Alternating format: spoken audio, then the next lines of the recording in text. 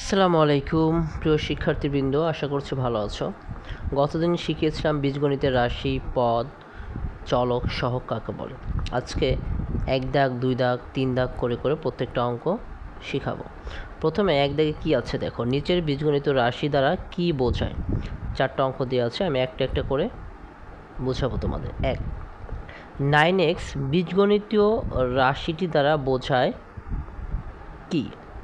তো আমাদের প্রথমে দেখতে হবে যে কি, প্রথমে কোশ্চেন কি করেছে যে নিচের বীজগণিত রাশি দ্বারা কি বোঝায়। 9x, একে আছে 9x।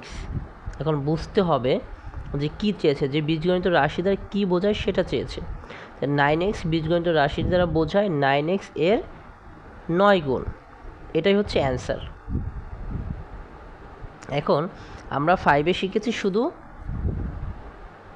5 গুণ 1 বা 5 গুণ 2, এটাই গুণ, কিন্তু এছাড়াও আরও গুণ আছে। দেখো 5 ইন্টু এক্স, এটাও একটা গুণ। 5x এর মাঝে কিছুই নেই, এটাও কিন্তু একটা গুণ। আমরা এই 3ভাবে ষষ্ঠ শ্রেণীতে গণিত করব।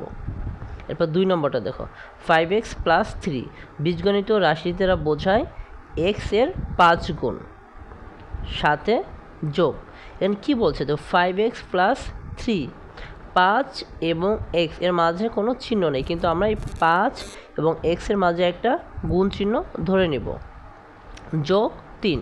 এই জন্য বীজগণিত রাশিটি দ্বারা বোঝায় x এর 5 গুণের সাথে, x এর 5 গুণ, অর্থাৎ x এর সাথে 5 গুণ, x এর 5 গুণের সাথে 3 যোগ, অর্থাৎ x এর 5 গুণের সাথে 3 যোগ করা আছে, এটাই অ্যান্সার। এরপর এটা দেখো, 3a প্লাস 4b বীজগণিতীয় রাশিটি দ্বারা বোঝায় 3a। এখানে 3 ইন্টু a, তাহলে a এর 3 গুণ, a এর 3 গুণের সাথে b এর 4 গুণের যোগ, এটাই কিন্তু অ্যান্সার। এরপর এটা দেখো, 3a গুণ b গুণ 4c বীজগণিতীয় রাশিটি দ্বারা বোঝায় a এর